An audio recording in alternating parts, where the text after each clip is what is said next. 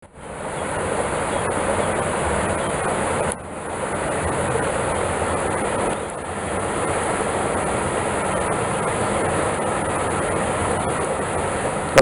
warahmatullahi wabarakatuh. Selamat bertemu kembali dengan saya dari Kampung Waras ya. Kali ini saya mau membahas apa sih kalau kita terluka di alam liar, obatnya ya. Jadi ini misalkan kayak kita lagi di kebun atau di kali seperti ini, kita harus mencari apa kalau kita kena luka, misalnya kena pisau saat bekerja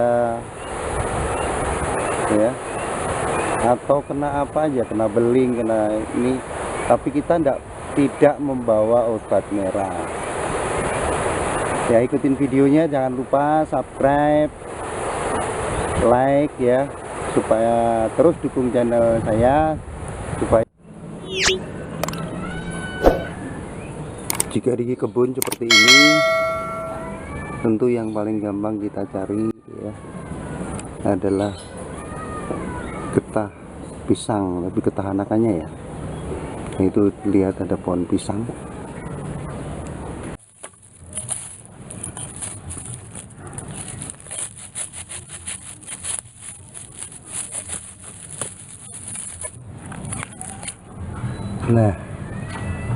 Nah ini getahnya, iya itu getah yang menetes ini terus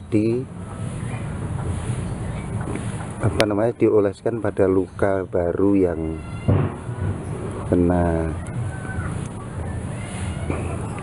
Biasanya dengan cepat reaksinya akan cepat di luka, yaitu darah akan segera berhenti mengucur, kemudian akan cepat juga mengering ya. Jadi ini yang pertama yang harus cari, misalkan kalau kita lagi berada di luar, misalkan di kebun gitu, kita kena arit atau kena pisau saat berkebun atau kena cangkul. Nah ini getah pisang ini kita bisa pakai untuk pengganti obat merah. Kedua, bekicot. Jadi kita cari bekicot ya. Biasanya kalau di kebun juga bisa ditemukan, tapi biasanya di tempat-tempat yang lembab. Tapi kita cari tanda-tandanya dulu, ada nggak kira-kira bekicot di tempat seperti ini di kebun. Biasanya ada yang sudah mati, itu biasa buka enggak.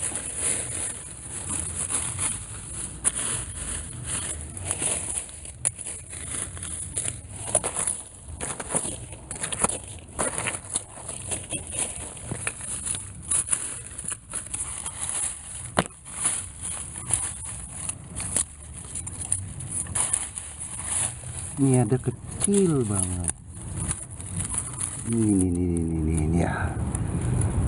Tapi segini pun cukup ya untuk menyembuhkan luka.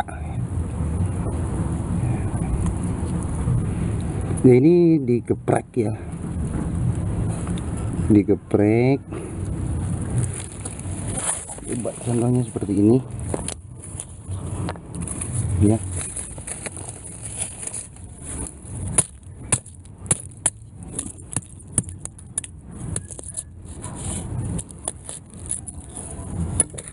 Iya, ini. Nah ini ada lendir-lendirnya ini. Lendirnya ini yang bisa menyembuhkan luka. Jadi bekicot ini cara alami, karena dia merambat, dia potensial luka juga, bakteri, kemudian kena virus dan lain-lain. Jadi cara alamiah, cara merambat, cara dia jalan, dia bisa terluka dan kemasukan bakteri ataupun virus. Jadi cara alamiah sama Tuhan di lendirnya ini. Makanya kalau bekicot, bekas ada bekicot jalan, ada lendirnya, yaitu bisa membunuh bakteri ataupun virus yang terdapat dalam luka, dan bisa dengan cepat menyembuhkan luka. Jadi gini bisa kita manfaatkan kalau di alam liar ya. Tapi jika tidak ada atau di kebun, ya jangan dimatiin. Mungkin bagi orang lain ini sebagai sumber makanan juga, bisa disate katanya ya. Kalau nggak ketemu ini apa juga ya, lintah juga bisa. Lintah punya hal yang sama, punya lendir yang sama ya, yang bisa menyembuhkan luka. Oke, berikutnya apa ya? Nah, kita sekarang ini mau nyari yang ketiga, yang menurut saya daun lamtoro. Jadi waktu kecil kalau kita luka, misalkan di kebun yang jauh dari rumah, itu paling kita diambilin daun lamtoro atau petai Cina. Biasanya kalau di kampung cara pakainya diambil daunnya, dikunyah dulu, dikunyah. Setelah dikunyah ditempelin ke lukanya, ada kayak.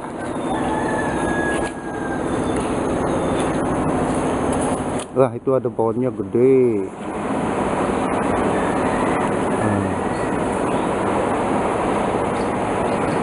Nah, itu pohonnya.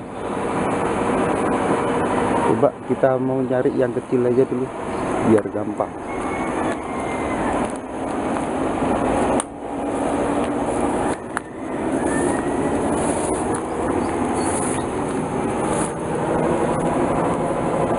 Nah, ini ada yang kecil. Ini daun lamtoro juga pucuknya ya yang dipakai. Nah, ini kalau Anda jijik ngunyah ya diremas-remas aja sampai keluar.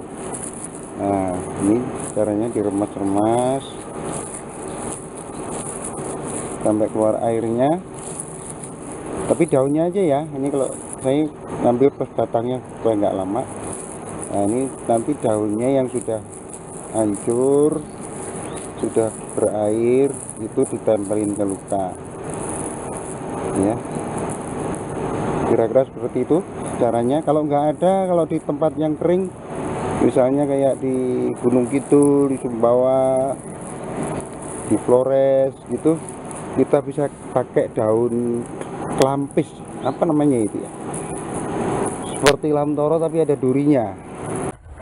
Kita menginjak yang keempat ya. Jadi obat luka yang keempat jika di alam liar. Ini ada bebadotan, tapi ini yang berbunga ungu ya. Bunganya cakep ini.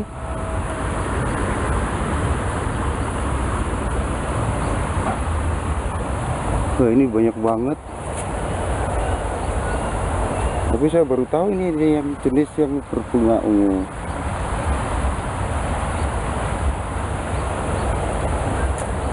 Saya mau cari yang biasa kita pakai.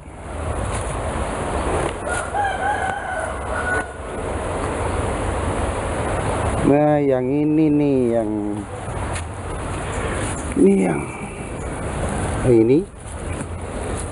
yang berwarna kuning ini. Ini selain obat luka yang kemarin kita sampaikan untuk obat perut ya, untuk sakit perut yang tak tertahankan ya. Nah, ini bebadotan yang berwarna kebetulan kuning, yang bunganya putih. Nah, ini nah, bunganya putih. Kalau yang ungu kayak begini saya memang belum tahu. Nah, ini penggunaannya sama, ambil daunnya ya, ambil daunnya begini, kemudian sama kalau berani dikunyah. Kalau di kampung biasanya dikunyah.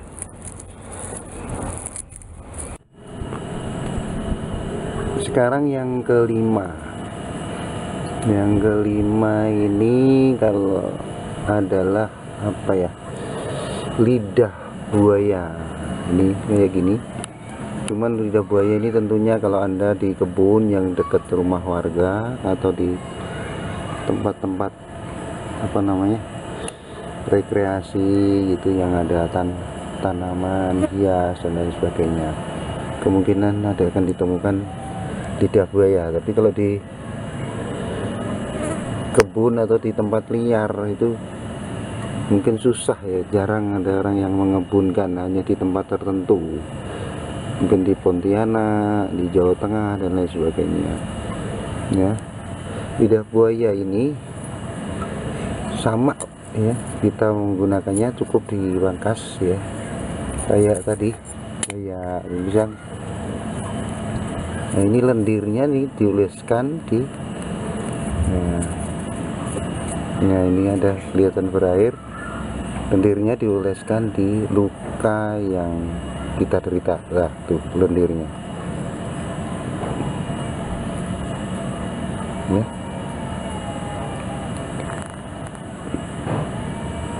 Mungkin di daerahmu ada yang lain, bisa komen di bawah ya, di bawah video. Mungkin ada tanaman atau hewan yang bisa dipakai untuk menyembuhkan luka. Saya punya pengalaman ketika di Sumbawa, itu yang paling tepat punya yang ke-6, ini mau tak masukkan daftar ke-6, cuman saya susah menemukannya, yaitu ini apa namanya, madu dari lebah liar ya. Madu dari lebah liar ini bisa cepat menghentikan darah yang keluar.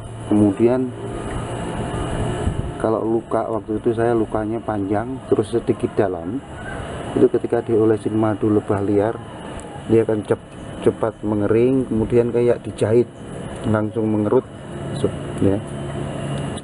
Jadi langsung mengerut, kulitnya langsung cepat apa namanya, kembali pulih, mengerut kayak seperti dijahit begitu ya. Tapi jangan coba dengan madu yang beli di toko atau di di apotik, karena kebanyakan sudah dicampur atau bahkan kadang-kadang hasil dari fermentasi gula ya. Jadi itu yang saya yang saya alami, yang saya ketahui tentang beberapa bahan yang bisa untuk menyembuhkan luka. Semoga teman-teman punya pengalaman lain yang bisa di-share di video atau bisa komen di bawah ya, silahkan ya. Semoga kita terhindar dari luka, bisa bekerja dengan baik, kemudian fokus pada pekerjaan, jangan sampai luka, jangan sampai mengeluarkan darah, dan salam sehat selalu.